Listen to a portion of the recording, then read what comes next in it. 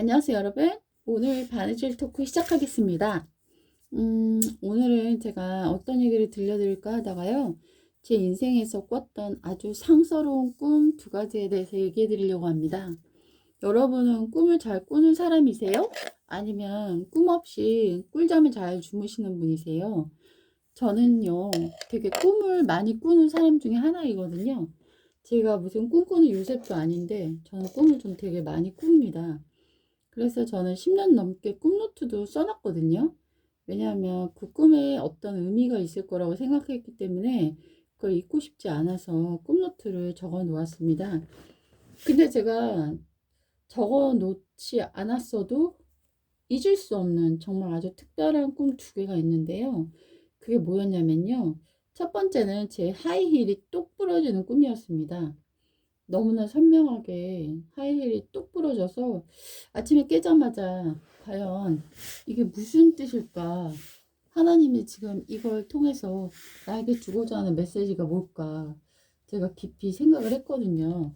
그때 당시에 저는 영어 예배에서 싱어로 이렇게 스포트라이트를 받으면서 노래를 부르고 있었어요. 저는 노래 부르는 거 굉장히 좋아하는 사람이거든요.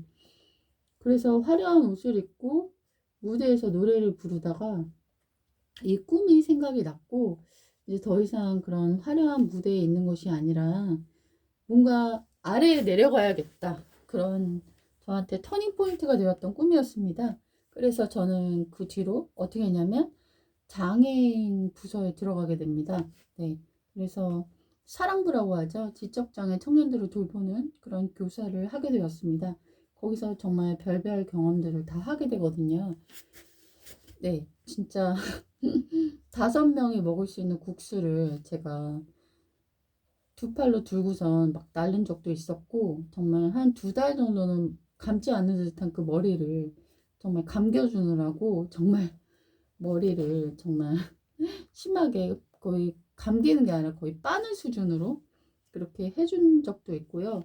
그리고 저희 친구들이 지나가는 여자를 만져가지고 그게 어떤 성적으로 만진 게 아니라 그 친구들이 그냥 호기심으로 만진 거거든요. 근데 몸은 또 청년들이기 때문에 당연히 그 여성분이 불쾌감을 느꼈겠죠.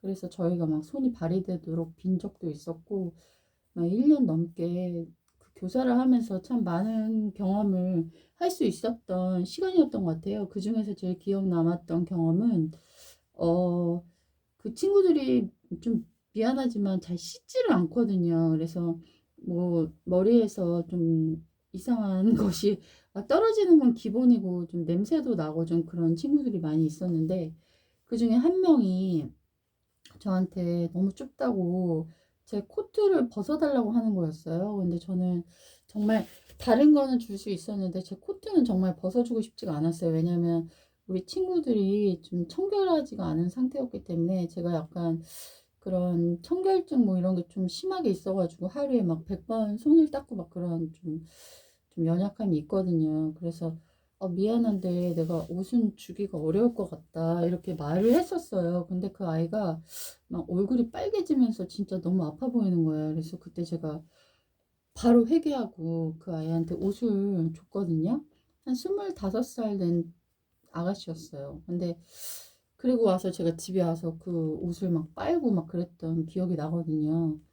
그만큼 제가 되게 연약했습니다. 네. 근데 그 친구들이 정말 순수해요. 그리고 자기네들끼리 아껴주는 마음이 되게 강하거든요. 그래서 누가 안 오면은 되게 보고 싶어 하고 되게 막 따뜻하고 챙겨주고. 그러니까 세상에서는 좀 이렇게 내리깎는 그런 말만 듣다가 거기서 그 친구들이 저한테 막 선생님 예뻐요. 선생님 최고예요. 막 그런 말들을 되게 많이 들려줬는데 정말 힐링을 경험하는 그런 순간이었던 것 같아요. 그 친구들의 그런 순수한 그런 모습을 통해서요. 네. 그리고 또 자기네들끼리의 그런 우애나 이런 것들이 되게 강하거든요. 그런 모습을 봤을 때 누가 정말 진정한 장애인인가, 어떻게 보면 우리가 장애인이 아닐까, 이런 생각도 참 들었던 것 같아요. 네. 그래서 참 많은 걸 깨달을 수 있고, 많은 마음이 좀 되게 따뜻하게 채워졌었던 그런 되게 좋은 기억들이었던 것 같고요. 그 중에서 한 그 친구가 했던 말이 좀 생각이 나거든요. 그 친구가 이제 아무래도 부모님이 맞벌이를 하실 거 아니에요? 그러니까는 아이가 그 청년이 혼자 집에 있었었나 봐요. 그렇게 계속 좀 의도하지 않게 갇혀서 지낸 생활을 했던 거죠. 근데 몸은 청년이고 혈기왕성한 그런 아이인데 그렇게 지내다 보니까 얼마나 힘들었겠어요.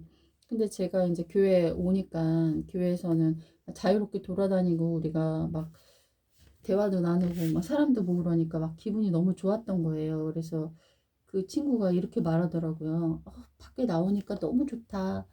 밖에 나오니까 정말 좋다. 그 말을 정말 쉬지 않고 계속하는 거예요. 그래서 그 말을 들었을 때 정말 되게 마음이 아팠던 그 생각이 참 납니다. 네. 그리고 또 제가 자원봉사를 좀 되게 많이 다녔었거든요. 왜냐하면 낮은 곳이 어딘가를 알아야 되기 때문에, 그리고 그 곳에를 가고 싶기 때문에 제가 낮은 곳을 찾아가는 그런 기억들이 있었었는데요. 제가 이제 노숙자 봉사를 갔었고, 그리고 이제 고아원 방문했었고요. 거기서 되게 인상적이었던 것이 뭐였냐면, 손이 없는 그런 친구를 만났을 때였어요.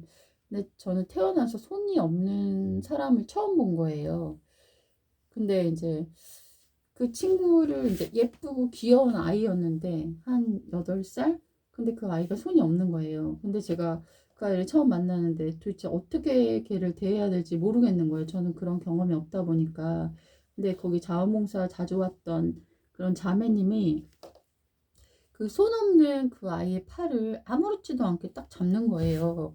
그러면서 손을 마치 손을 가듯이 이렇게 왔다 갔다 하듯이 걔랑 그렇게 걸어가는 뒷모습을 보면서 저는 그 자원봉사자보다 얼마나 좀 부족한 사람인가 이런 걸 많이 느꼈어요. 그리고 거기 놀이터에서 아이들하고 놀아주는 게 우리의 그날 하루 봉사의 내용이었었는데 아이들이 되게 즐겁게 잘 노는데 한 아이만이 유난히 우리 그 안에 못 오는 아이가 있었어요. 그래서 왜 못 올까 쟤는 마치 보이지 않는 원이 있는 것처럼 그 아이는 그 원 안에서 나오지를 못하고 무리 안에 들어오지 못하는 듯한 그 아이를 봤을 때 정말 마음이 되게 아팠었거든요.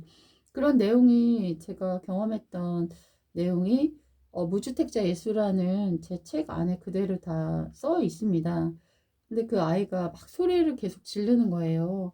그래서 저리 가, 저리 가 그러면서 소리를 지르는데 마치 이리 와줘, 이리 와줘라고 반어적으로 얘기하는 것처럼 저는 들렸거든요.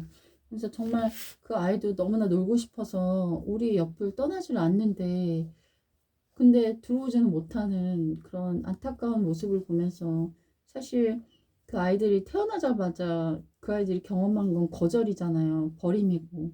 그렇기 때문에 그 트라우마를 극복하지 못한 채 누군가한테 버림당할까 봐서 그 사람들의 그런 원 안에 들어오지 못하는 그 아이의 모습을 보면서 되게 마음이 아팠던 그런 기억이 있습니다. 네. 그리고 제가 이제 꿨던 두 번째 상스러운 꿈은 무엇이었냐면요.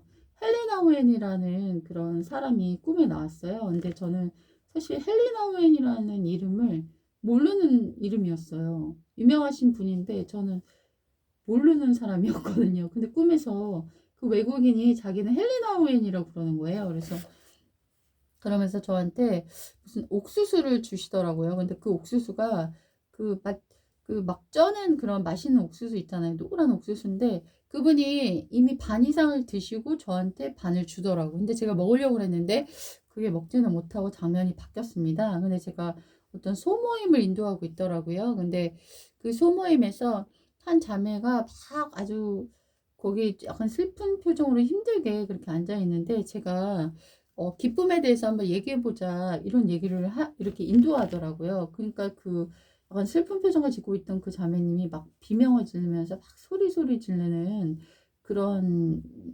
모습이었어요. 그러고서 제가 이제 해석하기로는 그 자매가 그런 소리를 지르는 그런 행위를 통해서 자신의 상처나 트라우마를 표현하고 그리고 기쁨으로 회복되어가는 과정을 그 꿈이 보여주고 있는 것이 아닐까 이런 생각이 들었거든요. 저는 헬리나 우엔이라는 사람이 누군지 바로 깨자마자 검색을 해봤는데 정말 실존하는 인물이시더라고요. 그래서 헬리나 우엔이라는 그분이 쓴 책도 많으시고 그래서 제가 읽어보았고, 나의 사랑하는 자, 나의 어여쁜 자라든가 그런 책들을 다 읽어보았습니다. 근데 그분은 되게 하버드대에 훌륭한 석학이셨는데 그 높은 지위와 명예를 다 버리고 나중에는 그 아담이라는 그 지적장애자를 섬기는 그런 삶을 살면서 인생의 마무리를 하셨던 정말 눈부신 그런 삶을 사셨던 예수님과 같은 작은 예수의 그런 모습을 살았던 훌륭한 분이셨어요. 네. 그러면서 그분이 했던 말이 거기 안에서 만난 사람들은 예수님의 모습과 신의 모습과 가장 닮은 모습이었다.